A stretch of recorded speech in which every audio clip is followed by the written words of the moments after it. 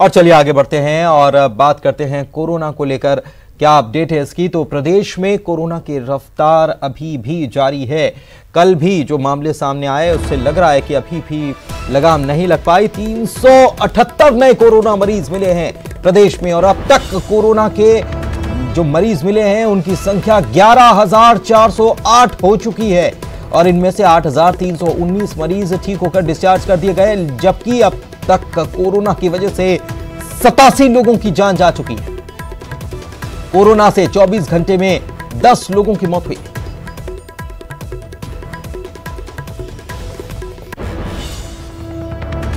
इधर धर्मलाल कौशिक भी corona positive पाए गए हैं। नेता प्रतिपक्ष धर्मलाल कौशिक का टेस्ट कराया गया था और कोरोना टेस्ट उनका पॉजिटिव आया। उन्होंने लोगों से अपील की है कि 4 दिनों में संपर्क में आए लोग अपनी जांच करा लें।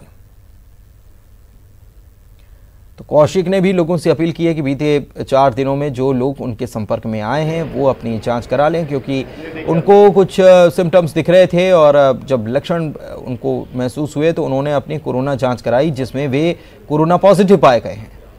अब कोरोना पॉजिटिव आने के बाद उन्होंने लोगों से भी अपील की है कि बीते 4 दिन में जो लोग उनसे संपर्क में आए हैं वो लोग अपनी जाँच करा लें।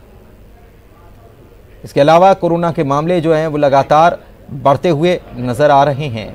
प्रदेश में एक बार फिर से जो आंकड़ा सामने आया 378 लोग पॉजिटिव सामने आए और ख़ास बात यह भी कि मौत का आंकड़ा जो है वो 87 हो गया। बीते 24 घंटे में ही 10 लोगों की मौत हुई है और ये सवाल भी इस पर खड़े हो रहे हैं। ममता हमारी सहयोगी हमारे साथ फोन लाइन लाइव जुड़ी हुई हैं, उनके पास चलते हैं। ममता, लगातार मामले सामने आ रहे हैं, मामले बढ़ते हुए 10 लोगों की 24 घंटे में मौत हो जाना अपने आप में और भी सवाल खड़े करता है और इसके साथ ही अब तो नेता प्रतिपक्ष भी पॉजिटिव हो गए।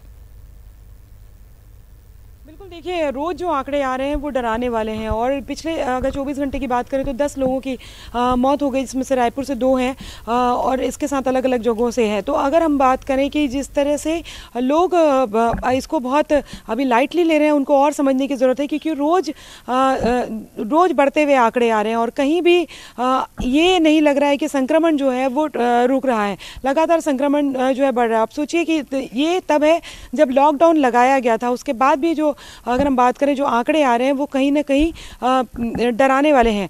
तो जांच का दायरा अभी फिर भी अगर हम बात करें तो जिस तरह से लगातार बात की जा रही थी कि जांच का दायरा बढ़ाने की ज़रूरत है, खुद जो है वो स्वास्थ्य महकमा मानता है, शासन मानता है कि जांच का दायरा बढ़ाने की ज़रूरत है।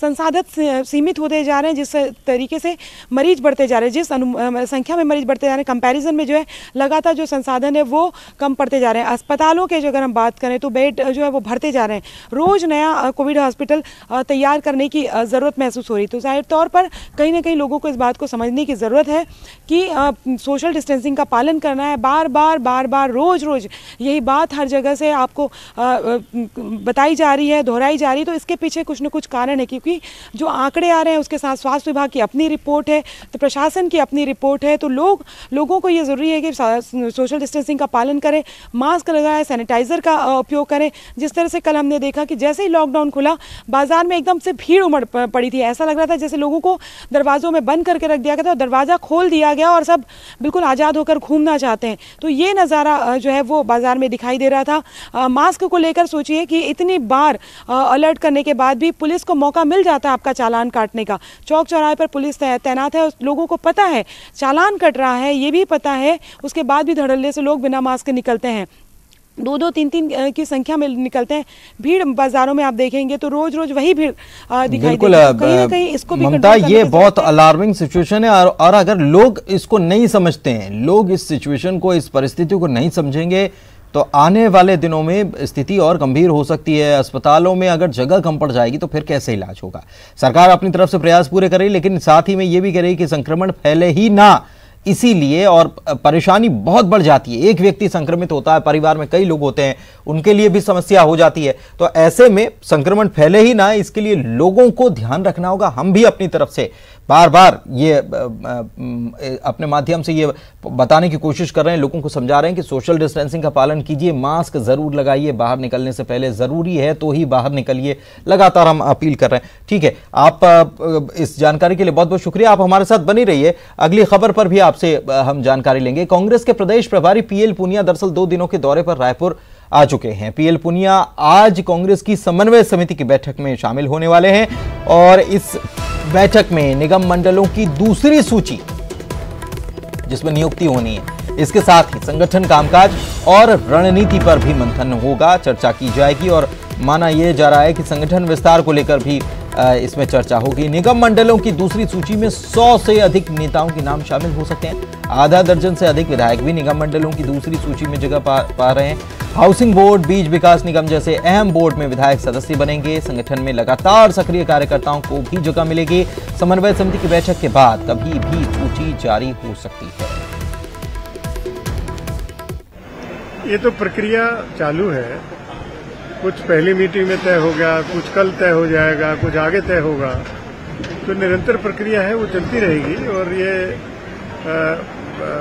मंडल आयोग के अलावा भी संगठन के ऐसे बहुत से मुद्दे हैं जिनके ऊपर चर्चा करनी है, संगठन को मजबूत करना है, उसके लिए क्या क्या प्रोग्राम बनाए हैं, क्या क्या प्रगति है, उसके बारे में भी चर्चा होगी। तो संगठन का प्रमुखता से बात होगी और जो कार्यकर्ता जिन्होंने अच्छा काम किया है, 15 साल तक संघर्ष किया है, उन्हीं लोगों में से यही कमेटी के माध्यम से विचार विमर्श करके उनका चयन किया जाए।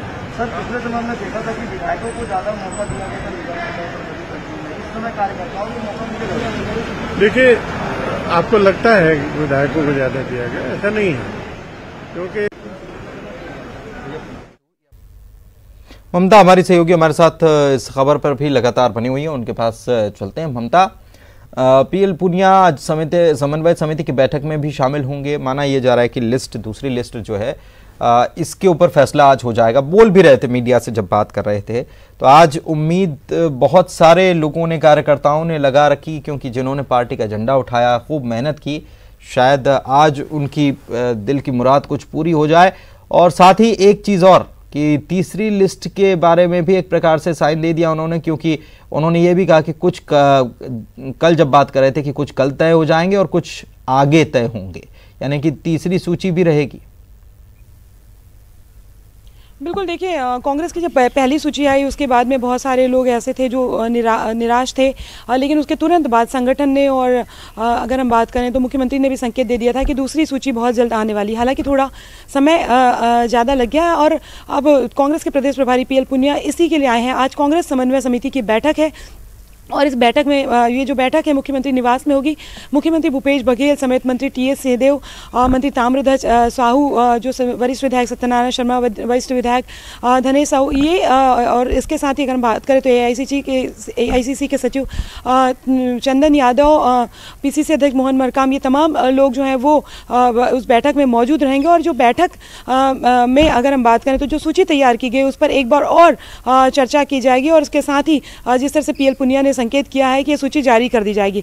लेकिन इस सूची के साथ ही ये भी बताया गया कि करीबन 100 से ज़्यादा जो नेता हैं उनको उसमें एक इशारा किया गया है कि उनको मौका मिलेगा, जिसमें से करीबन 6 विधायक होंगे जिनको जैसे हाउसिंग बोर्ड है, बीज निगम है, इनमें सदस्य बनाने की जो कवायद है, इस तरीके से। और साथ ही वो कार्यकर्ता जिन्होंने कांग्रेस के संघर्ष के समय साथ दिया पिछले 15 सालों से बिना कुछ मांगे, तो उन लोगों को खासतौर पर तवज्जो देने की बात कही जा रही है, क्योंकि संगठन के स्तर पर यह नाराजगी भी देखी जा रही थी कि उन लोगों का क्या जिन्होंने लगातार कांग्रेस के संघर्ष में साथ दिया, न उन्हें टिकट मिली और न उन्हें कोई पद मिला, तो क्या उन्हें नहीं, और पहली जो सूची मिली उसमें भी जगह नहीं मिली, तो कहीं ना कहीं उनकी नाराजगी भी सामने आ रही थी। तो साधने के लिए ये पूरी सूची अगर हम बात करें तो वो बनाई गई है। और जिस तरीके से चूंकि लंबी फहरिस्त है, बहुत सारे लोग उम्मीद लगाए बैठे हैं, तो कहीं ना कहीं सबको एडजस्ट करना है। तो दूसरी सूची के बाद तीसरी सूची में भी जो बचे हैं उन्हें एडजस्ट किया जाएगा। जी बिल्कुल, उन्हें एडजस्ट किया जाएगा और साथ ही साथ हर नेता पर दबाव होगा, अपने अपने कार्यकर्ता जो अपने क्षेत्र के कार्यकर्ता हैं जिन्होंने उनके लिए काम किया है,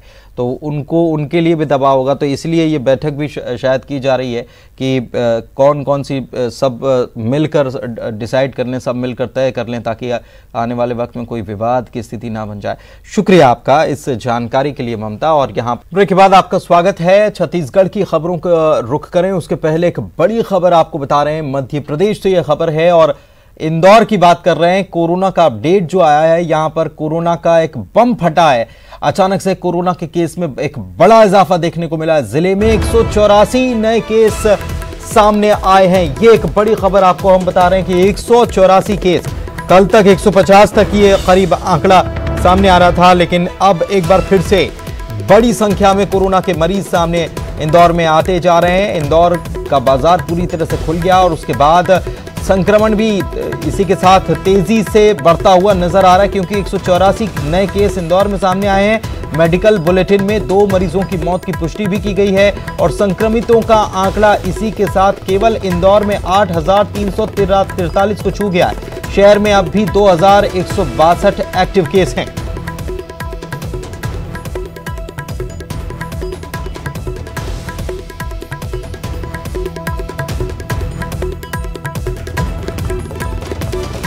और इंदौर से अगली खबर भी आपको इसी में अपडेट ये भी बता दें कि गांधी मेमोरियल मेडिकल कॉलेज की डीन जो है उन्हें क्वारंटीन कर दिया गया। मेडिकल कॉलेज के प्रोफेसर सुमित शुक्ला की रिपोर्ट पॉजिटिव आई और डीन प्रोफेसर के संपर्क में आने के बाद क्वारंटीन किए गए। एमटीएच अस्पताल में सुमित शुक्ला का इलाज चल रहा है। अरुण हमारे सहयोगी हमारे साथ फोन लाइन पर जुड़े हुए। अरुण, ये बड़ी संख्या सामने आई, एक दर भी कह सकते हैं कि बढ़ रही है जिस रफ्तार से मरीज सामने आ रहे हैं। 184, कल तक तो 150 तक था, लेकिन ये अब आंकड़ा और तेजी से बढ़ता हुआ। बिल्कुल, देखिए इंदौर में जब से अनलॉक हुआ है तब से मरीजों की संख्या लगातार बढ़ती जा रही है और अब पिछले 3 दिनों में कुछ ज्यादा ही मरीज सामने आए हैं और आज भी जो संख्या है वो 184 पर पहुंच गई। 184 नए पॉजिटिव मरीज सामने आए हैं और अगर टोटल सैंपल की बात की जाए तो 2,524 सैंपल कुल लिए गए थे, जिनमें से 2,261 सैंपल की पिछले 24 घंटे में जांच की गई, जिसमें से 2,049 नेगेटिव आए और 184 नए मरीज पॉजिटिव आए और पॉजिटिव मरीजों की जो संख्या की अगर बात की जाए तो 8,343 अभी तक कोरोना पॉजिटिव मरीज सामने आ चुके हैं। मेडिकल बुलेटिन में 2 मरीजों की मौत की पुष्टि हुई है। 330 अभी तक मौतें कोरोना से हो चुकी हैं।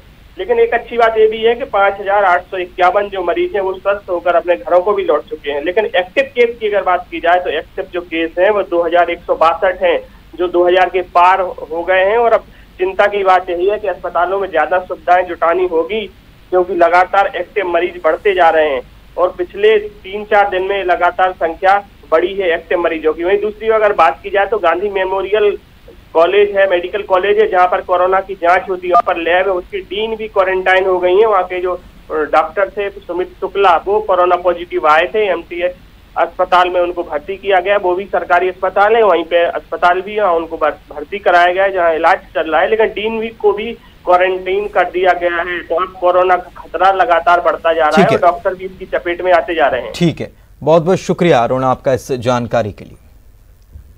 केरल के कोझिकोड में बड़ा विमान हादसा हो गया। यहां पर एयर इंडिया का विमान रनवे पर फिसल गया। यह हादसा इतना भीषण था कि आगे से प्लेन 2 टुकड़ों में बट गया। इस हादसे में पायलट समेत 17 लोगों की मौत हो गई। घटना शाम 7:45 पर करीपुर हवाई अड्डे पर हुई। यह विमान दुबई से आ रहा था और इसमें 191 यात्री सवार थे।